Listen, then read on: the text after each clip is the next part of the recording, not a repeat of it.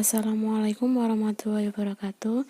Sebelum kita memulai mata pelajaran pada pagi hari ini, alangkah baiknya kita berdoa terlebih dahulu agar ilmu yang kita dapat bermanfaat. Sebelum melanjut ke materi, Ibu akan membacakan kompetensi dasar dan tujuan pembelajaran terlebih dahulu. Untuk kompetensi dasar 3.3 yaitu menganalisis keunggulan dan keterbatasan ruang dalam permintaan dan penawaran serta teknologi dan pengaruhnya terhadap interaksi antar ruang bagi kegiatan ekonomi, sosial, dan budaya di Indonesia dan negara-negara ASEAN. Untuk tujuan pembelajaran yang pertama yaitu siswa dapat menguraikan pengertian redistribusi pendapatan. Yang kedua, siswa dapat menjelaskan program redistribusi untuk pemerataan distribusi pendapatan di Indonesia. Dan yang ketiga, siswa dapat menguraikan beberapa alternatif praktik redistribusi pendapatan di Indonesia. Untuk materi hari ini yaitu tentang pendistribusian kembali atau redistribusi pendapatan nasional. Untuk materi yang pertama yaitu pengertian redistribusi pendapatan.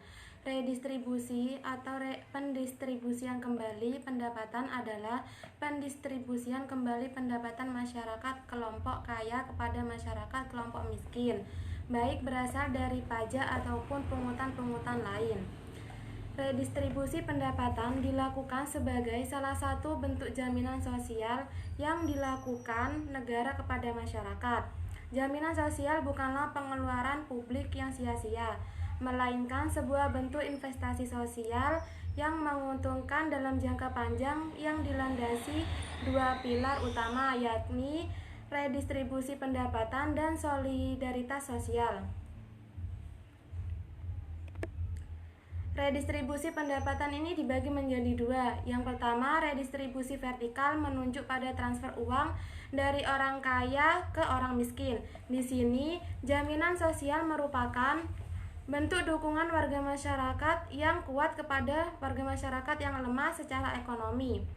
Yang kedua, redistribusi horizontal adalah transfer uang antar kelompok, yaitu dari kelompok satu ke kelompok lain. Redistribusi horizontal dapat pula bersifat antar pribadi, yakni dari satu siklus kehidupan seseorang ke siklus lainnya. Yang kedua, program redistribusi untuk pemerataan distribusi pendapatan di Indonesia. Ada 5. Yang pertama ada program pemberian jaminan akses kebutuhan dasar bagi rakyat bawah, di mana langkah awal dalam upaya pemerataan pendapatan di masyarakat adalah dengan memenuhi kebutuhan rakyat terlebih dahulu. Kebutuhan tersebut adalah mencakup kebutuhan dasar, yaitu sandang, pangan, papan, akses kesehatan, dan pendidikan. Contohnya kayak bantuan langsung tunai atau BLT, bantuan operasional sekolah atau BOS, jaminan kesehatan masyarakat atau Jamkesmas, dan lain-lain. Yang kedua ada program kredit lunak dan penjaminan kredit berbasis komunitas, di mana pada tanggal 5 November 2007 telah diresmikan program kredit usaha rakyat atau KUR. Dengan kebijakan KUR, UMKM akan terhindar dari kendala aturan-aturan perbankan yang menyulitkan mereka untuk mendapatkan pinjaman modal dari lembaga keuangan formal atau LKF. Kebijakan ini diharapkan dapat membantu masyarakat golongan menengah ke bawah sehingga dapat menjadi wirausaha yang mandiri serta membantu mengurangi persentase penduduk miskin di Indonesia. Yang ketiga ada pengembangan usaha atau industri kecil. Alasan mengapa usaha kecil perlu dikembangkan: yang pertama, usaha kecil menyerap banyak tenaga kerja. Yang kedua, pemerataan dalam distribusi pembangunan. Ketiga, pemerataan dalam distribusi pendapatan. Yang keempat, pemerintah bekerja sama dengan swasta lokal dan asing untuk menjalankan program Corporate Social Responsibility atau CSR.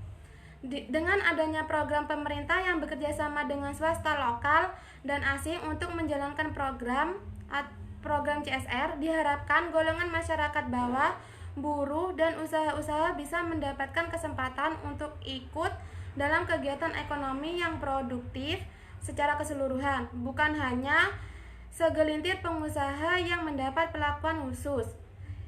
Yang selanjutnya ada pemerintah konsisten dalam mewujudkan kebijakan penegakan hukum dan keadilan ekonomi, di mana hukum dan keadilan ekonomi yang tidak mendiskriminasikan golongan miskin merupakan modal awal sehingga kebijakan redistribusi yang diambil pemerintah menjadi efektif untuk mengurangi atau bahkan menghilangkan ketimpangan pendapatan yang ada di Indonesia.